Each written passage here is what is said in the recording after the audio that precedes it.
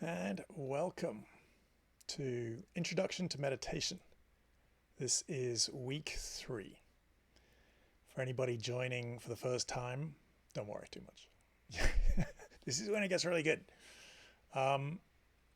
Just to let you know a little bit about the structure of what we're going to do. The main thing that we do each week is really this is about meditation.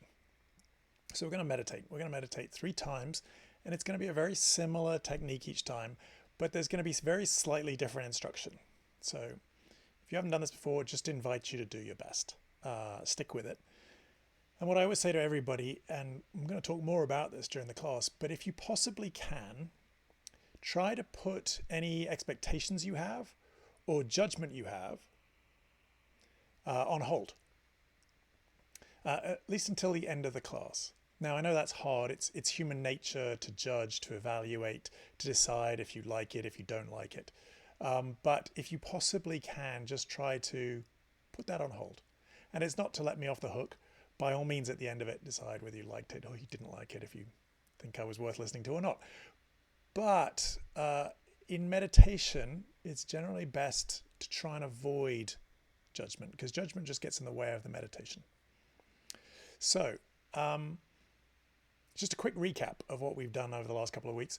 Week 1, just to remind you, you can do this, even if you think you can't. Meditation is not about holding your attention in perfect focus all the time. Meditation is really about placing your attention somewhere and then seeing what happens next. And what happens next is your mind is probably going to jump in and take you off somewhere else. And then the key is simply to notice when your mind has gone somewhere else. And when your mind has gone somewhere else, you just bring it back to the breath and we start again.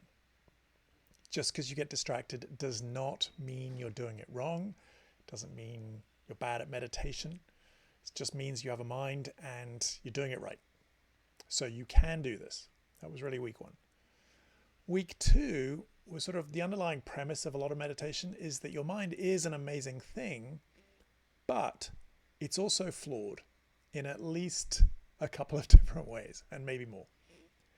And in meditation, well, one of the ways of thinking about meditation is really about becoming familiar. Becoming familiar. And there's a couple of things that we're becoming familiar about. One is we're becoming familiar with our mind. So when you first meditate, you're told, okay, pay attention to the breathing. And you're like, okay, with my mind, I'm going to pay attention to the breathing. And your mind very quickly wants to go and do something else. And so that first insight of meditation is we are not as in control of our mind as we might think. And so we're becoming familiar with that, and we're becoming familiar with how it works, where it goes, what it does. We're starting to notice it each time you get distracted.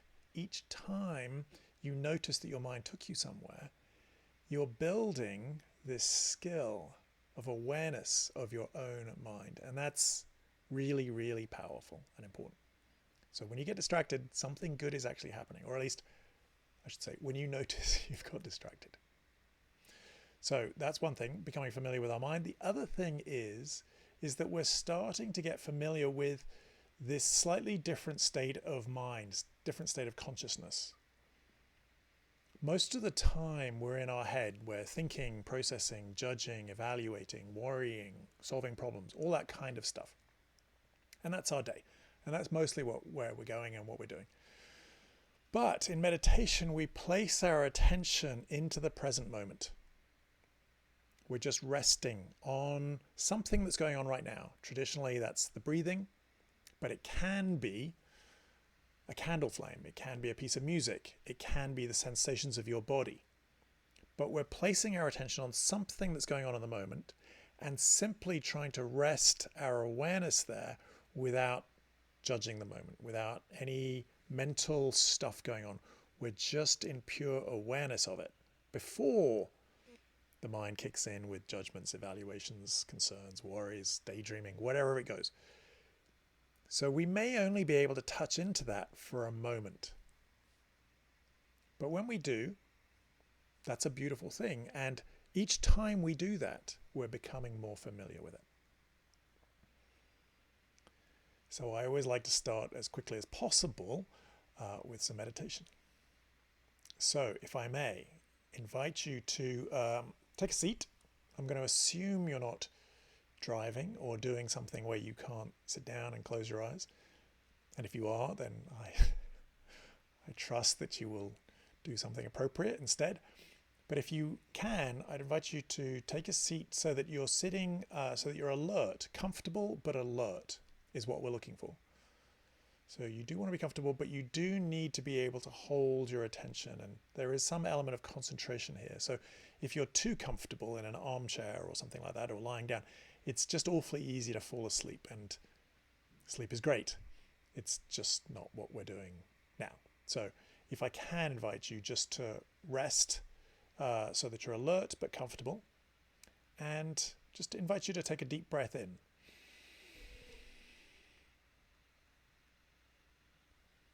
And let it out.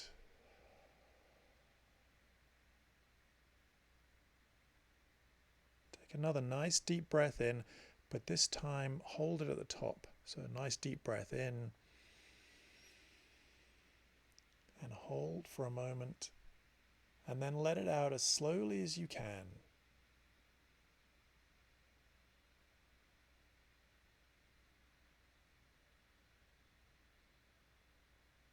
Not so that you pass out or anything, but just nice and slow exhale. And then when you get to the bottom, take another nice deep breath in. And hold. And then let it out nice and slowly.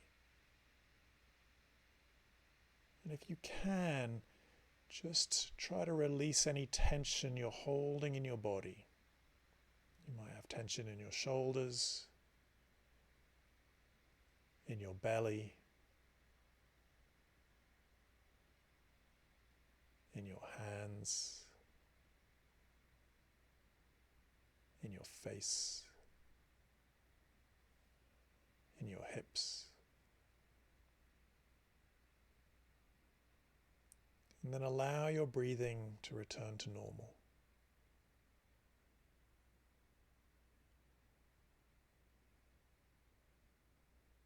And just invite you to notice what you've brought to the meditation this evening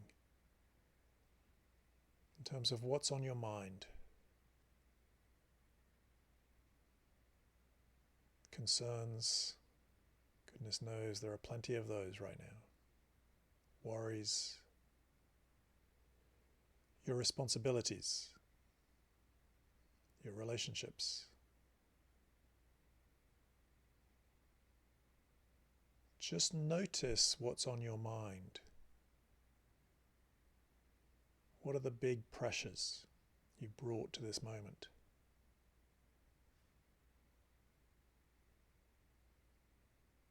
And just acknowledge them. They're all important. But see if you can give yourself permission for the next hour and a half or so just to leave them alone as much as you can. The idea being to maybe just take a break from all of that stuff, all those responsibilities, all those concerns. Just by taking a break, just a short break, 90 minutes or so. The idea of perhaps becoming a little bit more refreshed, a little bit calmer, so that when you go back to your life at the end of this class, you can maybe bring a little more clarity, calmness, and maybe even courage to deal with all of the things you have to deal with. So see if you can let all that stuff fall away. And do your best at just trying to allow yourself to relax into the pure awareness of this moment.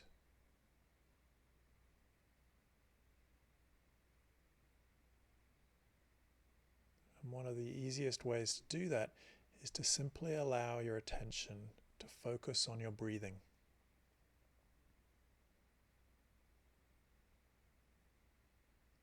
To get fully absorbed in this breath.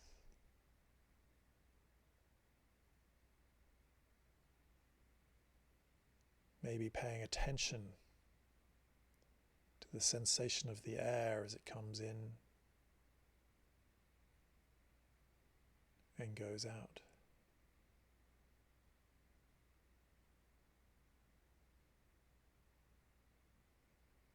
Perhaps noticing how your body moves as you breathe.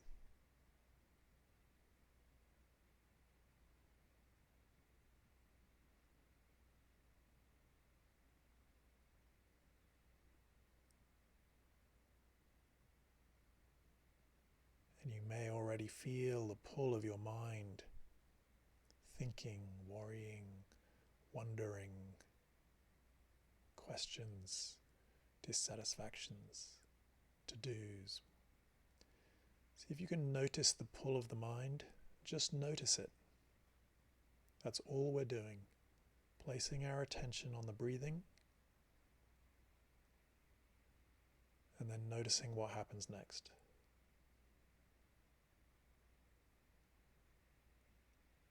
And when the mind has pulled you away, just see if you can notice that. Notice that it's pulled you away. My mind did that thing. And then gently return your attention to the next breath and start again.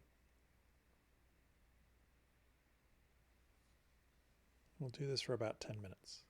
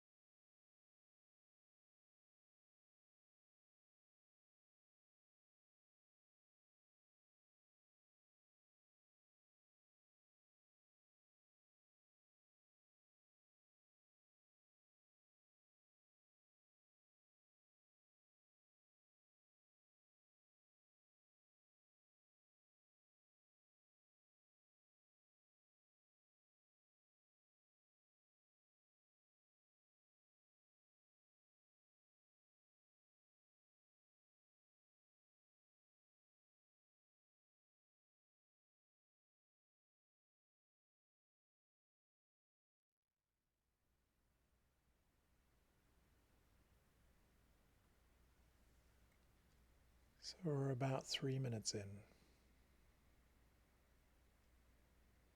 Just remind you to be very gentle with yourself when you notice the mind has gone somewhere. It doesn't mean you're doing it wrong or that you're bad at this meditation thing. It just means you have a mind. And in meditation, we're becoming familiar with our mind, getting to notice it. So when you notice it's gone somewhere, just very gently notice it. And then see if you can then let that thought go and return your attention back to the next breath. Gently returning your attention to notice perhaps the sensation of the air,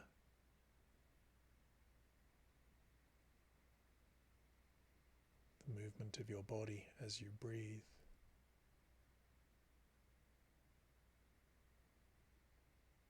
We start again.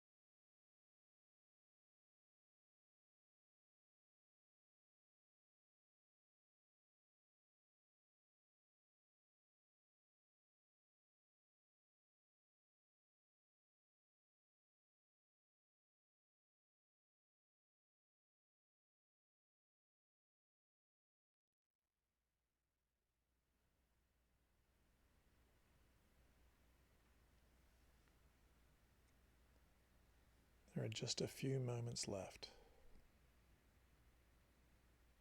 Just encourage you to keep persevering, so that no matter how many times you find yourself distracted, or even if you found yourself distracted for a really long time on a thought,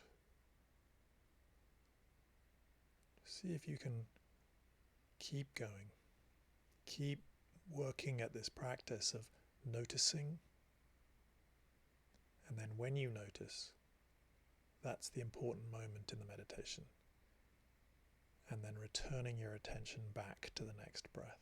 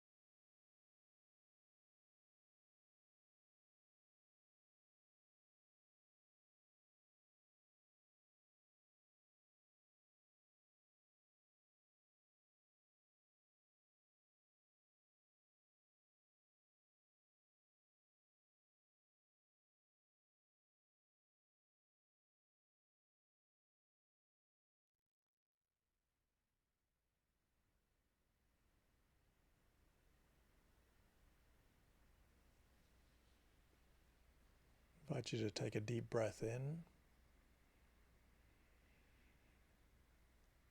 and let it out.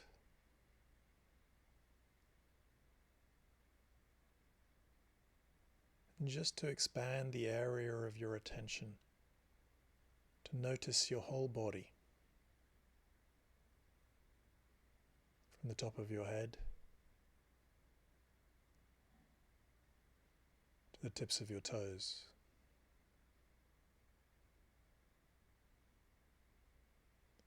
Noticing the big sensations.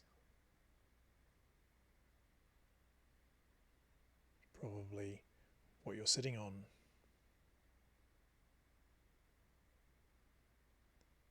See if you can start to bring your awareness around to noticing all of the little sensations.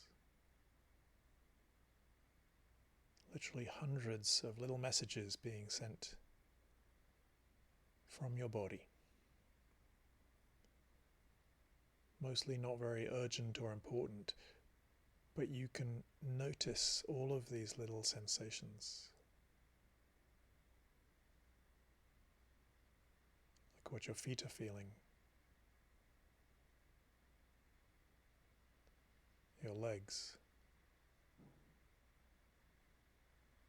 your hips,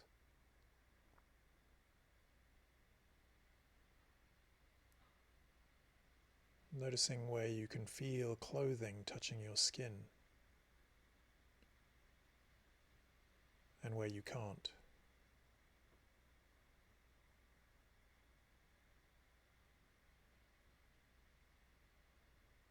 Noticing the subtle sensation of air as it's coming in as you're breathing.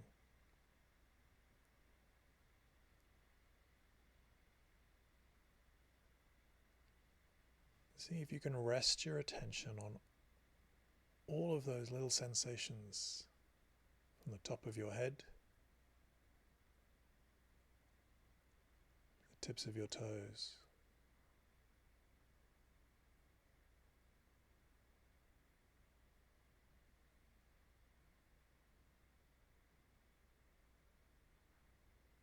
just invite you to see if you can notice how you're feeling right now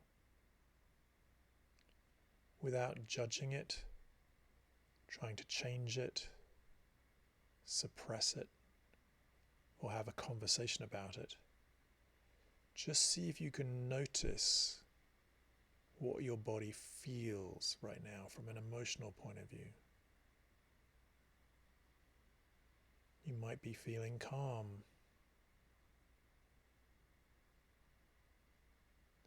But there might be some uncomfortable feeling like anxiety, frustration,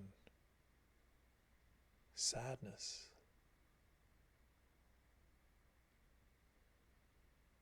Usually we try and suppress these or change them or distract ourselves from these. But in meditation, we're just trying, it's not that it's wrong to change them, but in meditation we're trying to pause and simply see what is. To see what you're feeling without judging it, resisting it, trying to change it. As the first step of seeing it, acknowledging it, before we react.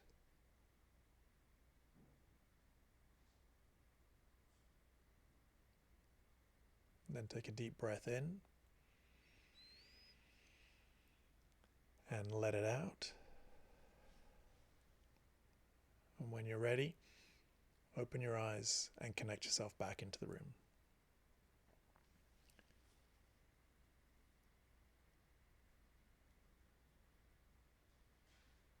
So, week 3. This is when it gets good. This is when I do something that I'm not quite sure I'm supposed to do. So there is a school of thought when it comes to meditation, which is you give people this instruction. Okay, so here is how to meditate. Pay attention to the breathing. When you get distracted, bring your attention back to the breathing. Start again. Come back in 20 years. So That is one approach. And some people might call it keeping you in the dark school of teaching. But I get it. There is possibly some good reason for this. And that is what I call the Archimedes theory. Now, Archimedes, for those of you who don't know, was this Greek mathematician. He's probably more than a mathematician, but he's famous for his solving lots of mathematical problems. And he was really struggling. There was this complex problem that he was trying to work out how to do. And that is that it's relatively easy to work out what the volume is of a regular shaped object like a cube, especially like if it's a box with equal sides.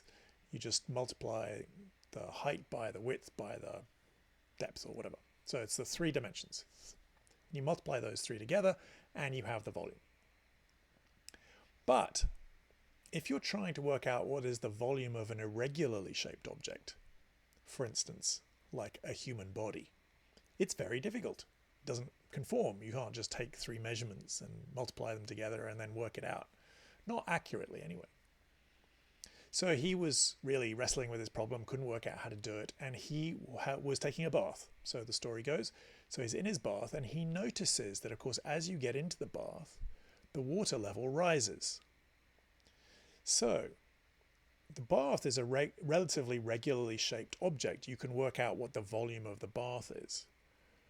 And you can work out what is the displacement of the water. So as you get in, the water goes up. Well, you can work out what the increase in the volume is as you've got in. And that difference between what the volume of water was before and then what it is afterwards, that's the volume of the irregularly shaped object. This blew him away because he was really wrestling with a problem. And so the story goes that he got out of the bath and he was so excited by finding the solution that he ran through the streets naked, yelling, "Eureka!" That's where the word comes from. So, Eureka! Now, if I tell you how to solve the volume of an irregularly shaped object, this probably doesn't get you so excited that you run through the streets naked. And that's because I gave you that information for free. You didn't earn it. You didn't find it out yourself. You just got it easily for free. And you're like, oh, okay, that's how you do it. Fine. But it doesn't fill you with excitement that you now know this piece of information. So I think one of the theories behind meditation is this just giving you the instruction and then saying, okay, go off, work it out. I think this is the Archimedes theory, which is if you just give people this information and then let them work it out, the stuff they work out about how their mind works, all the different layers that you can discover in meditation about what's going on in your mind and what's going on in this present moment awareness experience. If you find that out for yourself, you're really going to value it. You're going to go, oh my goodness, I found these things out. What they call the insights of meditation. And as you discover each of these insights, you're going to go, oh, it's amazing. I found out this new thing and it's incredible and it's changed the whole way I look at the world. And perhaps if I just give you that information, it's not as valuable. However, and this is maybe where I'm a bit naughty, I find it incredibly frustrating that there were certain things that took me years and years and years to work out. And so I just wish that I had known these things at the beginning. It feels to me as though I wouldn't have wasted quite so much time doing it wrong, or not really understanding what it was and going about it the wrong way. So I'm going to try and fast forward some of your practice. And I hope it's not the wrong thing to do.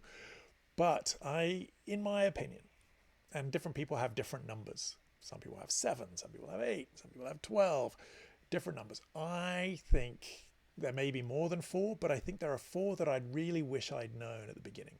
4 aspects of this meditation practice that you can work on, they're just ways of seeing what we're doing, why we're doing it, and what you can work on to perhaps fast forward the experience, to maybe get more insight out of this, to help your task of becoming more familiar with your mind and more familiar with this present moment awareness.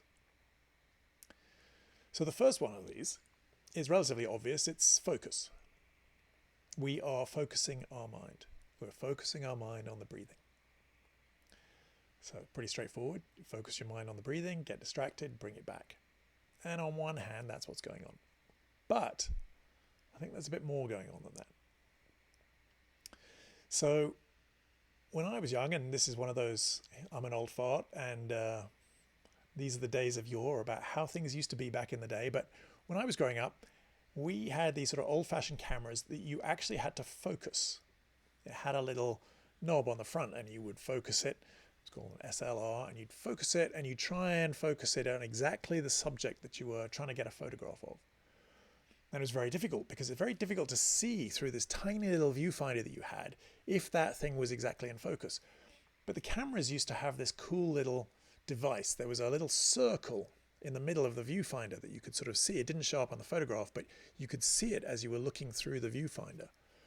And there was a little circle, and it had a line halfway down the circle. And when the thing that you was pointing that circle at was in focus, it all looked good. But when it was out of focus, either the top half would be dark and the bottom half would be light, or it was a way of basically telling you if what you were looking at was exactly where the focus was. And this is, I think it's called depth of field. So these cameras had a very narrow depth of field. It was only focused, depending on how you turn the knob, it would be focused at a specific distance. And then you'd hope it was in focus, you'd take the photograph, and then unfortunately we had to wait weeks to get the photographs back from the developer, and then you'd find out whether it was in focus or not, and you might go, oh my god, it was going to be such a good photo, but it was out of focus. And nowadays, you know, if you're young, you have absolutely no idea what I'm talking about, unless you have one of these digital SLRs and you know what I'm talking about. But most cameras now, most people are using their phone as their camera, and the camera is set, and the phone is set up so that basically everything is in focus all the time. It's what's known as a very wide or deep field of focus, depth of field, very wide depth of field. So that everything, something close up, something in the middle distance, and even something in the distance, everything's in focus. That's cool. You don't have to worry about whether it's in focus anymore. Everything's in focus. It's great.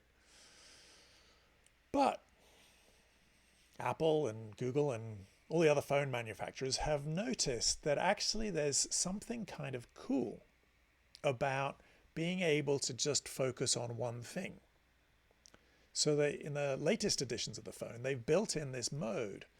In Apple, it's called portrait mode, whereby if something's relatively close to you, you can tell it, okay, I want to take this in portrait mode, and it'll put that in focus. And then everything else is going to go blurry and out of focus. And it's pretty cool, and people like it because it kind of, photograph looks really neat, but it also brings your attention very specifically to the thing that's in focus. If everything's in focus in a photograph, your mind can focus on everything on the photograph. You can look at anything. But if there's only one thing in focus, then that's what draws your attention. You're drawn to the thing that's in focus. And I think that meditation is a little bit like portrait mode on a phone, or like the old-fashioned cameras. We are choosing to have a very shallow depth of field. So we are choosing to just focus on one thing, just on the breathing. You can even narrow down the focus even more tightly and just focus perhaps on the sensation as it enters the nostrils, right at the beginning of the nostrils. Or if you're breathing in through your mouth, just notice simply the sensation just on your lips. You can do that right now. Just notice, really get very specific in your focus to just notice right as the air enters. Just notice that sensation. And in that, we're really narrowing down, getting very specific about what's in focus. And what that allows us to do is to notice when that piece is no longer in focus. So we're focused very specifically, very narrowly on the breathing. But then the mind focuses somewhere else and it drags us away and we focus somewhere else. But we know that we've lost focus because we were focused in one very specific place and now we've lost that focus. Now this kind of meditation is often known as mindfulness meditation. Traditionally though, these are known as concentration exercises. So this meditation where we focus on the breathing, and then variations on it where we might focus on the sensations of the body, we might focus on a piece of music, on a candle flame, on a specific type of picture. They're known as concentration exercises. And I get it, and there's a reason for that, and that is your concentration is going to improve. You do these exercises, your concentration is going to improve. And if you want to do some of the more advanced aspects of meditation, which most people, to be honest, don't, but if you did, you really do have to develop your concentration. At some point, your concentration does have to get better. Now, I know most people just want to feel a bit better, and so that's not so relevant, but that's why they're called concentration exercises. They're the preliminary exercises, and you need to do them in order to be able to really get some of the deeper insights into your mind and present moment awareness and stuff like that. But for most of what you want out of meditation, you don't worry too much about that. Your concentration will develop. I prefer to refer to this as awareness meditation. And I prefer to focus on the building block as focus. And the reason being is that we're using this awareness of our focus. We're placing our attention and our focus in a very specific place. And then we notice when we've lost it. We become aware of where our focus is from moment to moment. And I think that's huge. It's like this game we're playing whereby we place our focus and then we notice focus has gone somewhere else. And then I say, okay, bring your focus back, refocus, and then you lose your focus. And we're developing an awareness of where is my focus from moment to moment. And I know you get lost and your mind takes you somewhere and it's gone. And for a while, it might be gone for a while. But there's that critical moment where you become aware of where your mind is. And that's why it's so important, because you're becoming aware of where your focus is. And you can't, they call them concentration exercises, but you can't really work on concentration, or I don't understand how you can't just concentrate by going, oh, okay, I'm going to concentrate harder. Doesn't work. We know that from meditation. You can sort of say, okay, concentrate on your breathing. What happens? Your mind goes elsewhere. And if you just try harder, if you just concentrate harder, you're just going to get frustrated and probably constipated because it doesn't work. You're just going to get annoyed with yourself. Your mind is going to wander, and the more you resist it, the more it's going to happen. But if you can see the game as being placing your focus somewhere and then becoming more sensitive to noticing where your focus has gone, that you can work on. That is actually how your concentration improves, is by becoming more aware from moment to moment, where is your mind? And this is huge in your life. And I'm going to talk a lot more about this in the second half, about how huge this is and how important this is for health and relationships and happiness and career and all sorts of other things. But very briefly, I'm going to talk about how huge this is in your life to do with happiness. And we'll talk more about this again in the second half about happiness. But very briefly, this is huge for happiness. And the thing about focus is your mind is always focused somewhere. Always.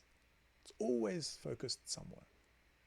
Right now, for example, I am vain enough to hope that perhaps you're still focused on the class.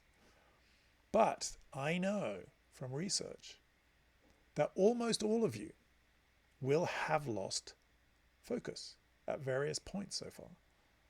Your mind will have gone off somewhere and you'll be worrying about some email you need to send, something you need to do, check the news, go somewhere else. Your mind is going to drag you away from what I'm saying. And that's normal. Or it might have just been something I said that stimulated something. So I said, for example, your mind is always focused somewhere. And you go, huh, is that true? Is it always focused somewhere? What about when I'm daydreaming? Or what about when I'm actually dreaming and asleep? Is my mind focused somewhere? Or what about when I'm in the car and I'm singing to music on the radio and I'm also thinking about a problem? Is my mind still focused? Well, in short answer, yes. Your mind is always focused somewhere. But for example, in the car, it's like you've taken a photograph where everything's in focus. And your mind is flicking between each of those little things very, very rapidly, so that you are paying enough attention loosely to the driving, and you're able to pay attention to the radio, and you're able to think. But your mind is actually just flicking between these different points of focus. So anyway, so your mind is always focused somewhere. So it's always on some subject. And sometimes where it's focused is helpful for you. It's a good thing. But sometimes it's not. And as we develop this awareness of focus, as you develop this skill of being able to notice moment to moment, where is your focus? At any given moment during the day, you can notice, where am I focused? Am I focused on something that is going to help me right now? Or am I focused on something extremely unhelpful? And you know, and I know, because this is just part of the human mind, is that sometimes it's focused somewhere helpful, but often it's not. And as we develop this skill, you're developing two. One is the skill of the awareness of where your focus is. And the second skill you're developing in meditation is this ability to move it back to where you want it to be. And in meditation, we do that over and over and over and over. And that is a fantastic skill to develop. This ability to move our focus from where it is to where we want it to be. And there are really two aspects of this focus thing. There's the what are you focused on? But there's also the how are you focused on it? What I mean by that is, what is really the subject? It's like, for example, you might be focused on the news. The how is, how are you looking at it? And this is, I don't know if you're familiar with sort of these filters that Instagram or Snapchat have, whereby you can just apply a filter to the photograph and it'll change how it looks. The photograph is still the same, but they change very clever things with the lighting. You can turn it black and white. You can put it into sepia. You can make it look more dramatic. You can what they call cool down the colors. I don't really know what that means, except it makes it look more blue. Or you can warm it up, which just makes it look more orange or something, as far as I can tell. But anyway, so there are all these different filters you can apply to it, and it changes the texture and tone of the photograph. And that's true of your focus too. So you might be, for example, looking at the news, and goodness knows the news is pretty horrific. But there is always the option of how are you looking at it. So for example, one of the things that is true about the news, it's pretty horrific. You can look at the numbers of people who have contracted the virus, the number of people who are dead. You might have opinions and judgments about how we're dealing with it. So there are all these aspects of it that you can look at what's wrong about the current situation. And it's not that you're wrong to do so. There is plenty that is wrong with the current situation. But it's also true that it's possible to look at what is amazing about the situation. And so these are two different ways. We can look at what's wrong with the situation, or we can look at what's amazing about the situation. And what's amazing about the situation is the heroism of people on the front line, or of all of these people doing everything they can to try and keep our spirits up in terms of entertainers, free concerts, all the stuff that's being happening online, all the generosity that's been given, the huge amounts of charity and philanthropy that is being generated as a result of this. So There are horrific things going on, that is true, as a result of this. And there are amazing things going on. If you focus on one, make you miserable. If you focus on the other, it'll make you happy. There's a lot about the science of happiness, and we're going to look more about that in the second half of the science of happiness. But part of it is incredibly simple. If you focus on what's wrong, particularly with your life, if you focus on what's wrong with your life, you will be miserable. If you focus on what's right with your life, you will feel grateful and you will feel happy. Now, that isn't to say you should go around thinking about unicorns and rainbows all the time. You've got to be realistic. You've got to see what's wrong. But where is your mind most of the time? And does it go there automatically? Or do you have some ability to notice what you're focused on from moment to moment? And if you need to focus on what's wrong, focus on what's wrong. But are you focused there automatically or because you need to be? And can you move your attention to look at it? Either look at a different subject or look at the same subject in a different way. And these are the skills we're developing in meditation. And this is why focus is such an important building block of meditation. Okay, change track. Second one, be a bit shorter this time. Now, I've already stressed this a lot in the first couple of weeks, and I'm going to keep stressing it over and over and over. And this second building block is what I call non-judgment. Non-judgment. It's a bit tricky because it's a non-doing. But the thing about judgment is we're really good at it. If I ask you, for example, right now, what is something you've watched recently on TV? What is the thing you've watched most recently on TV? Not the news. Just like a movie or a TV show. What is the thing you watched most recently? And then if I were to ask you, did you like it? Did you think it was okay? Or did you dislike it? You have an opinion. You know. We're good at this judgment thing. In fact, it sort of defines who we are. Our judgments, beliefs, opinions. Our judgments about quarantine, for example. About the isolation, the thing we're going through right now. You probably have all sorts of opinions and judgments about it. We also have judgments about religion, whether you believe in God or you don't. Politics, goodness knows, everybody's got lots of opinions about that. But it extends to philosophy, morality, a sense of how you should live your life.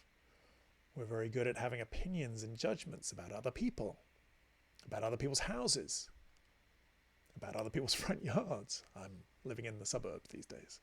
So that's a big thing, is how people keep their front yards.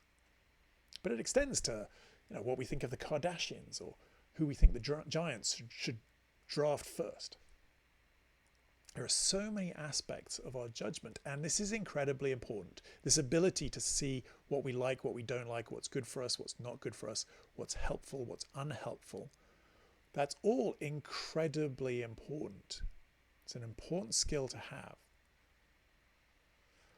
But most of the time it happens automatically, whether we want it to or not. We don't have much say in it. It just happens. We see something, we taste something, we hear something, and we have an opinion. We have a judgment. And that automatic judgment can be helpful, but it can be very unhelpful. In our lives, a lot of times that automatic judgment is of ourselves. And that is very unhelpful. We don't even see that we're doing it, but we have this very hefty self-judgment without really being able to see what's useful, self-criticism, and what is just beating ourselves up. In meditation, we're trying to avoid judgment. So we talk about this non-judgment, and there are a few aspects to this. One is it's a useful skill to be able to see when our mind is judging and to be able to try and put that on hold. The other thing is that if your mind is judging, by definition, you are not absorbed in the present moment, because present moment awareness is simply observing what's going on in the present moment, literally without judgment. It's just the observation of the breath, of the sensations of your body, even of your feelings, or of sounds, or of what you're looking at.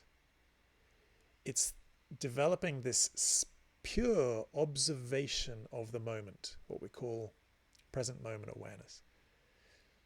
So once your mind gets into judgment, whether or not it's even just judgment of yourself or the meditation or your concentration or any of those things, the moment you're judging anything, you're no longer in present moment awareness. So it's quite helpful in some ways. It's a way of noticing when you've lost focus on the present moment. If you're judging, you have. There are a couple of other really important points about this, though.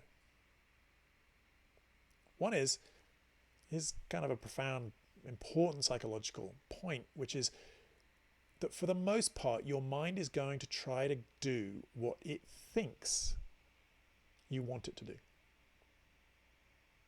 So you might say to yourself, oh, I want to go running every day. But if you keep going, I hate running. If you keep saying that, or I hate running, or it's so painful, your mind is going to go, I know you say you want to, but I don't think you want to. And guess what? Every day you won't go running. Except like occasionally you'll be able to force yourself through willpower. But most of the time, your mind is going to find all sorts of other things of avoiding it because it thinks you don't want to do that. If you judge yourself in meditation, if you keep saying, I'm no good at this, or if you keep getting frustrated and you go, oh, this is useless. I can't do this. If you judge the meditation or you judge yourself, you won't meditate. Because your mind is going to go, no, you're no good at this. We don't like doing things we're no good at. Possible exception of sex. But that's literally about the only thing where, even if we're no good at it, we can still enjoy it. Everything else, if you're no good at it, you don't enjoy doing things we're not good at. So it's kind of important to avoid the judgment. And if every time you notice you got distracted, you go, oh, I'm such an idiot, I got distracted. If you do that, you're going to stop noticing. Your mind is going to go, oh, we shouldn't do that thing where we notice. Because then I think I'm an idiot if I notice. And it's the only really important thing in meditation is just to keep trying to notice. But if you judge it every time you get distracted, you're just going to sit there and daydream for the entire duration. So it's really important for a number of reasons. This non-judgment thing is huge, is to try and apply this to meditation for lots of reasons. One is it's great for your life to be able to have this skill to sometimes judge, but sometimes not judge. It's also very important for the meditation. That's way too much talking. Let's do another meditation. So, same meditation on the breath, about 10 minutes. But this time, if I can, really invite you to really notice this as a game of focus. Noticing where your mind is focused from moment to moment. To notice when you've got focus on the breath, and notice when you're focused somewhere else, where you've lost focus on the breath, and then you refocus. And to see if every time you notice you've lost focus, see if you can avoid judgment. So, invite you to take your seat. Take a nice deep breath in and let it out. Once again, take a nice deep breath in. And just hold it at the top. And then let it out as slowly as you can. Just releasing any tension you've got in your body.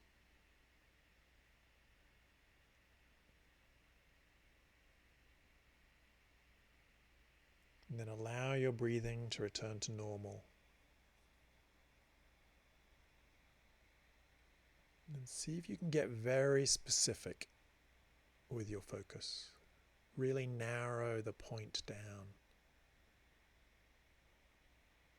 Maybe just noticing the sensation of the air as it enters your nostrils. Just that point. Or just the sensation of the air on your lips as you breathe.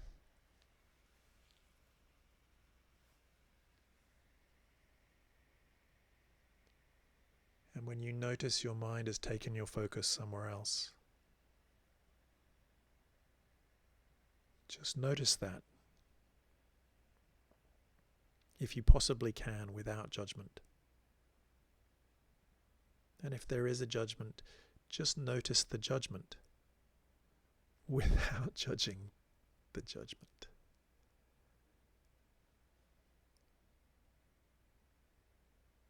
And we'll do this for about 10 minutes.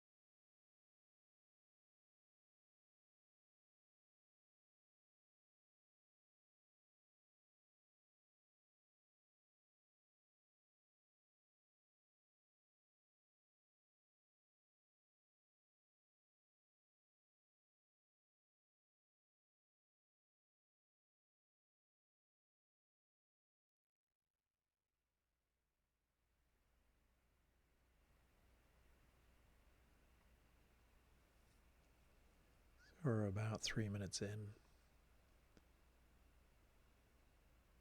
Just remind you to be very gentle with yourself.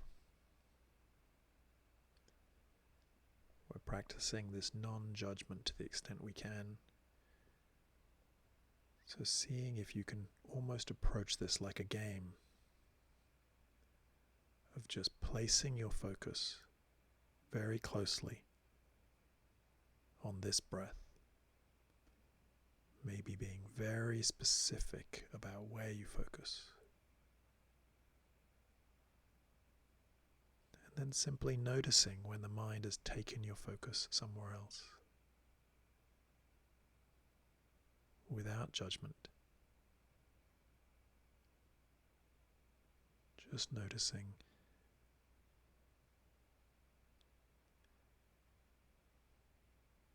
And then refocusing on this next breath, on the sensation of the air,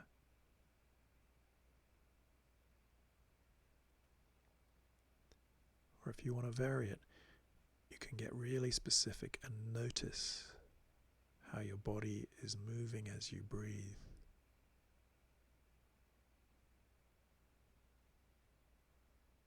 If you can feel the difference in the fabric of your clothing against your skin as you breathe in and as you breathe out.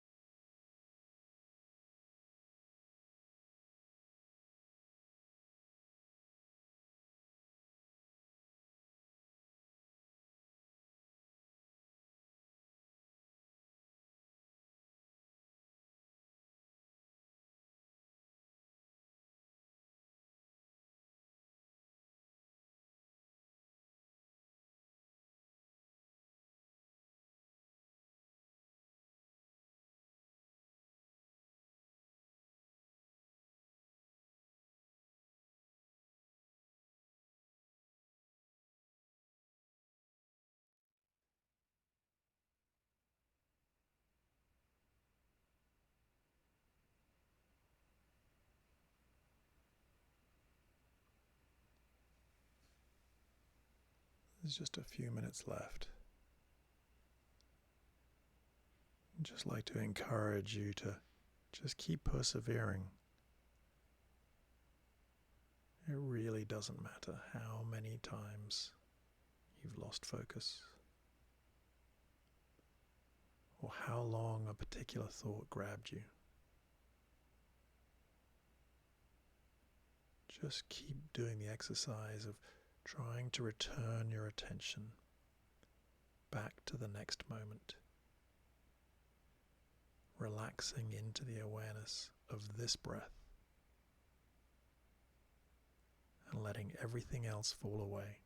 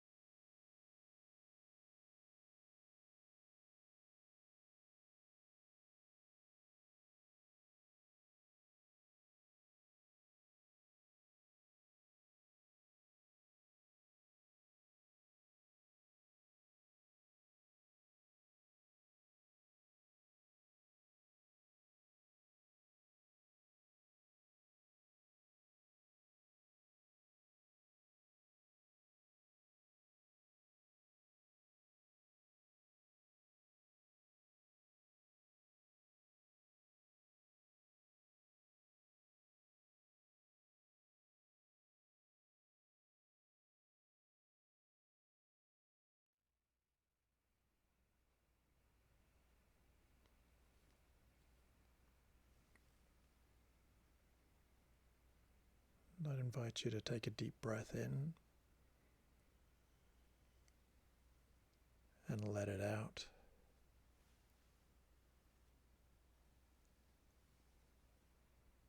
Just to expand the area of your attention to notice your whole body.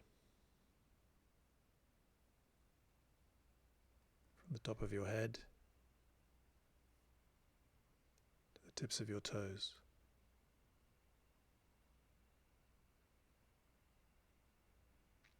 Noticing the big sensations, but also noticing the subtle sensations.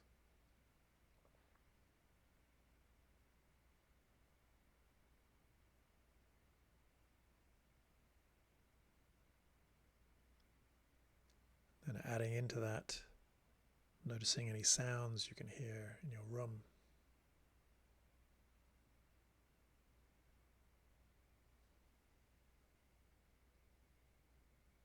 And then noticing how you're feeling.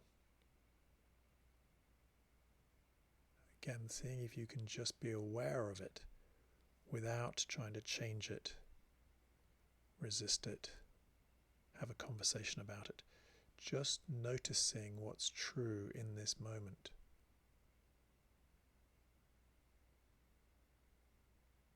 And take another deep breath in and let it out.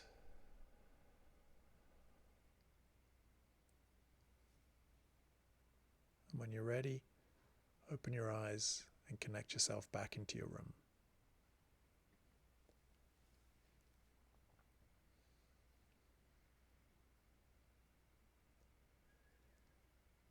So, focus, non-judgment. Next two. Next one is also a non-striving. It's a bit of a weird word. I think the best way said is everything we do in life, well, for the most part, almost everything we do in life, we do for a reason. And sometimes you can really boil that down into what do you want more of and what do you want less of? What is going to give you pleasure and what is going to give you pain? And we want more of the pleasure stuff and we want less of the pain stuff.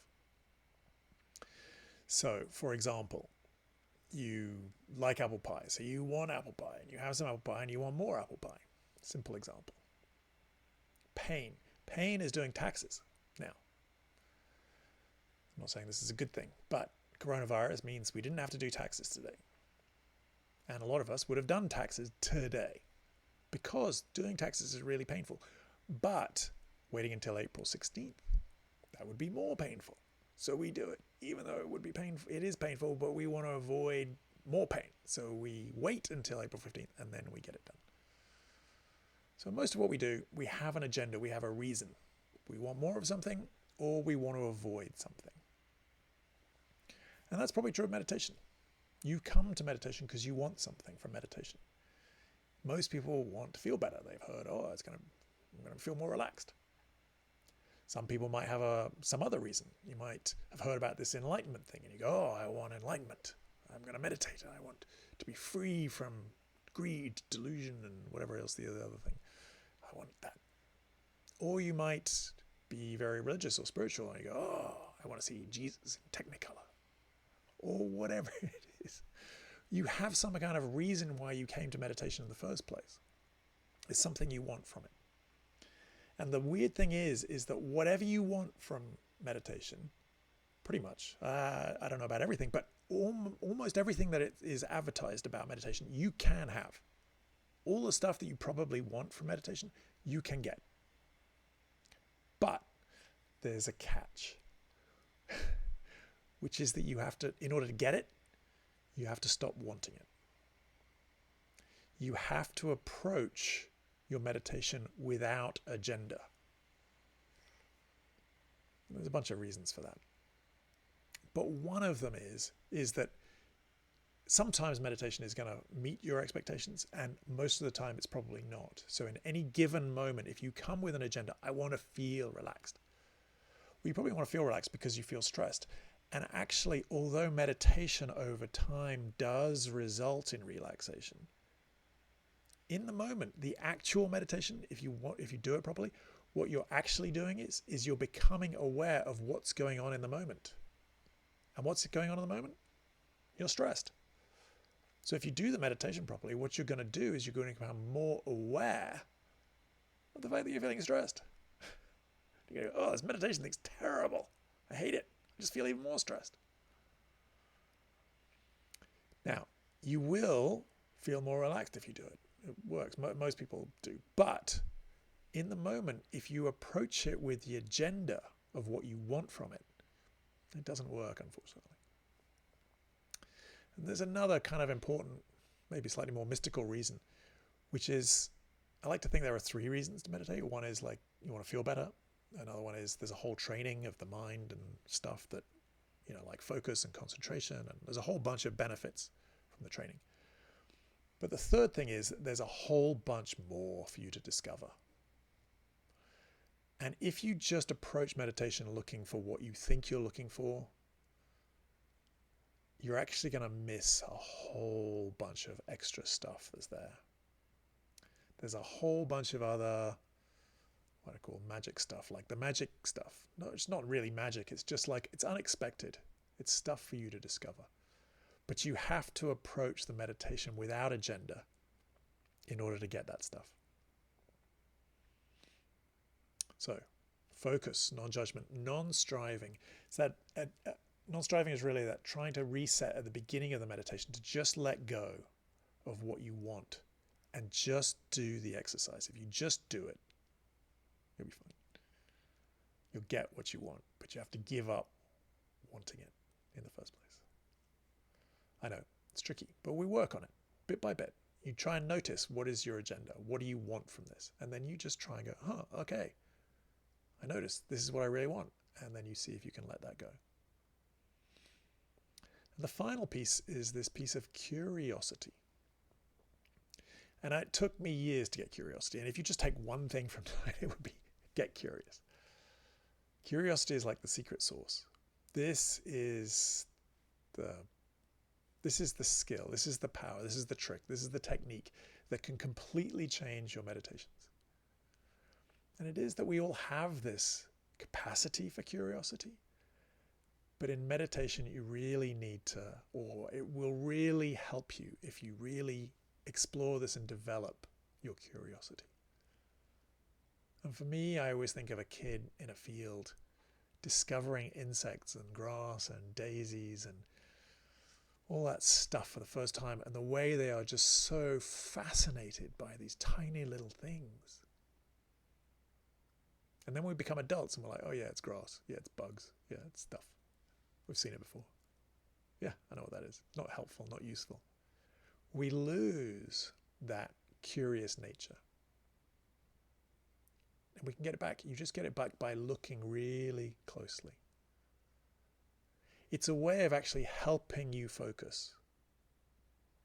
Now, it's really important in meditation to get with the whole idea of getting distracted is fine. It's perfectly cool. It's going to happen. Don't judge it. You've got to get on the bandwagon of getting distracted is fine. And at the same time, we do want to become more familiar with this present moment awareness, with this absorption, this quietness, the calm that you can get in these little moments. So it's fine to get distracted, but it is also true that it's pretty good fun and great and wonderful when we get these little moments of present moment awareness. And curiosity is this special way of doing that. The more curious you get, the more you go closer, you look more closely. That's the key. So that when you're breathing, it's not just like breathing's boring. Okay, I breathe in, breathe out. What's the big deal? Who cares? I get it. I used to think that about breathing meditation for years. I was like, this is so boring. And there are so many other cool meditation techniques, and we will explore some of the other cool meditation techniques as well. But breathing, this awareness thing is so helpful, so powerful. So I really want to stress it. And the way of getting over the boredom, 2 ways. One is curiosity. Look really closely. Get really inquisitive about exactly what is the sensation you're feeling when you breathe. You go, oh yeah, okay, feel the air. Look closer. What are you feeling? Where are you feeling it? What does that feeling really feel like? Allow yourself to get really into the sensation. Get really curious. Looking at how the impulse of your body gets you to breathe. Like you don't breathe because you want to or because you think you ought to. You don't remember to breathe. Your body sends this impulse to take the breath. And you just get really curious. You look at it really closely. Get fascinated by breathing. And then if you get bored, this is weird. I always think it's weird when I say this, but I'll just keep saying it and maybe one day you'll get it. If you get bored, get fascinated by boredom. And this is huge. This will change your meditation practice dramatically. When you feel bored, look at boredom. Get curious about what is the feeling of boredom. Because boredom is usually not actually what's going on. There's something underneath boredom. And it might be anxiety about stuff you've got to do. It might be a sense of frustration. So then we look at that. It might be this feeling that like you just keep doing this over and over again. It might be that you're worried about something and this seems like a waste of time, like you shouldn't be doing this, you should be doing something else. But boredom can be fascinating if you get curious enough. Okay. So, too much talking. There is the faintest possibility. I think we're just going to make it. But there's the faintest possibility my computer is going to run out of gas before the end of this meditation. If it does, thank you all very much. I'm hoping it's going to last for this final meditation. But the final meditation is about 10 minutes. And what I really want you to do in this meditation, and by all means get up and stretch and get ready for this last 10-minute meditation. But in this last one, I really want you to try and notice what is your agenda as you come into meditation. To notice what you want from this meditation. We all want something. I want to feel great and I want to, do this whole enlightenment weird thing. We all want something. And just see if you can let that go for the duration of the meditation. And really work on this curiosity thing. Really look closely at this breathing thing. Really get inquisitive about exactly what's going on. So wherever you are, I invite you to take your seat so that you're alert but comfortable. And take a nice deep breath in. And let it out. Once again, take a nice deep breath in, but this time hold it at the top.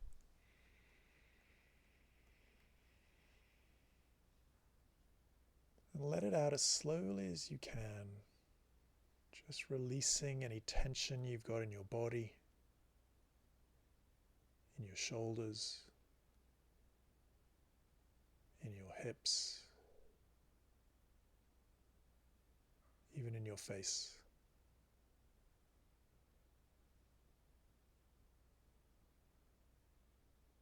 And then allow your breathing to return to normal. And trying to let go of any agenda, as well as all of your worries, responsibilities, and to-dos. Just try to let everything go and simply rest in the awareness of this moment, of this breath.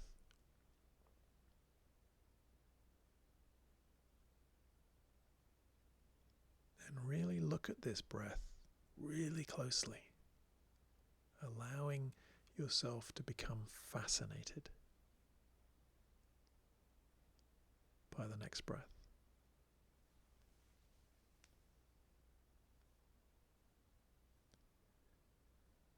We'll do this for about 10 minutes.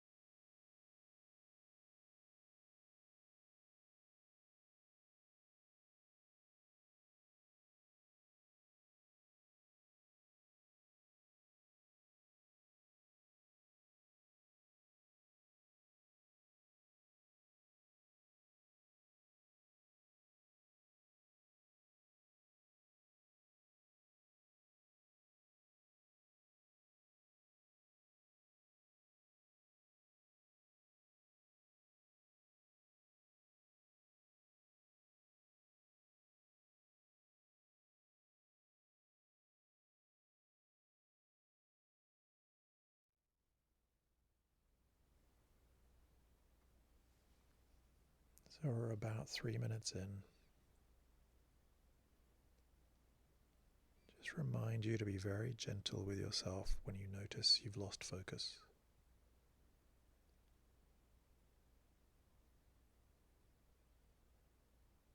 And then see if you can just apply that curiosity back to the next moment.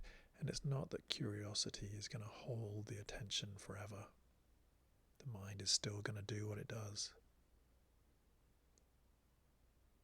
But by getting really curious, sometimes we can hold the attention a little longer inside that present moment awareness.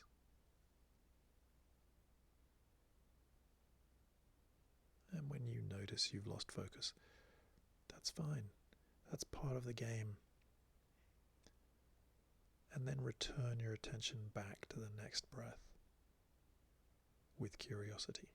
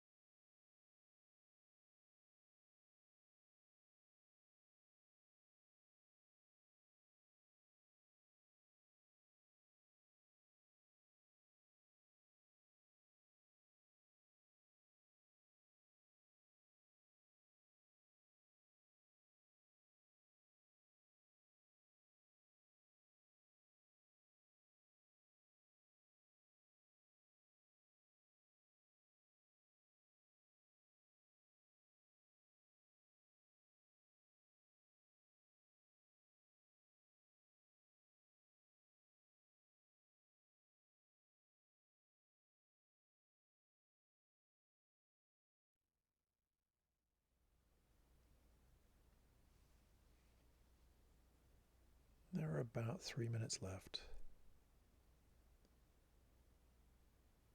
Just encourage you once again to just keep persevering. No matter how many times you lose focus, no matter how long you went down a certain track with a particular thought.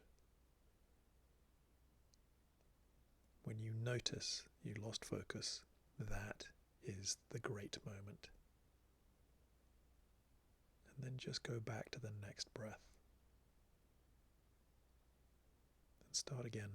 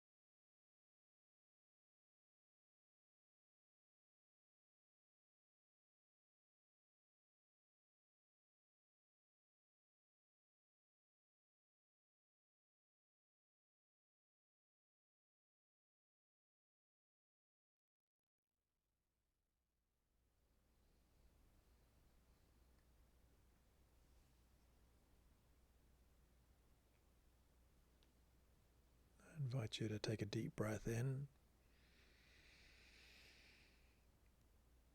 and let it out.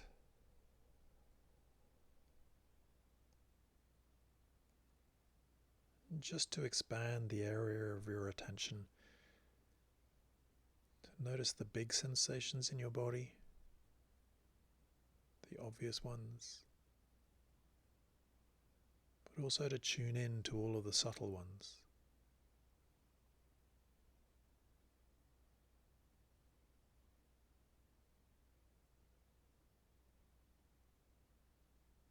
And noticing any sounds in the room where you are.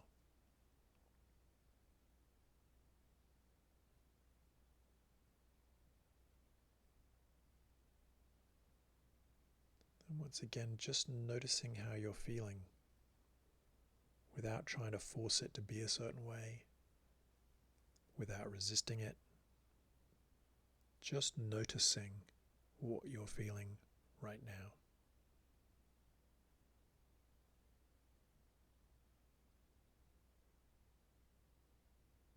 And take a deep breath in and let it out.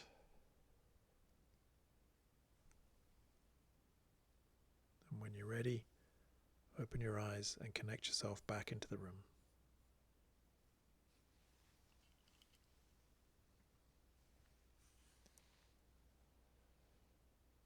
So that's week 3. So focus, non-judgment, non-striving, and curiosity.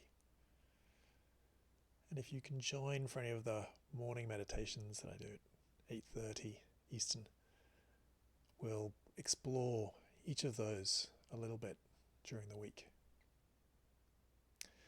I wanted to cover a bit more, but I'm way over time, so I'm going to leave it there. I'll write some stuff on the web. I wanted to say a little bit more about habits and developing the habit of daily meditation, but I'll write some stuff and post it on the website. Please let me know what you're thinking, how it's going. Get in touch, what you'd like more of, what you'd like less of.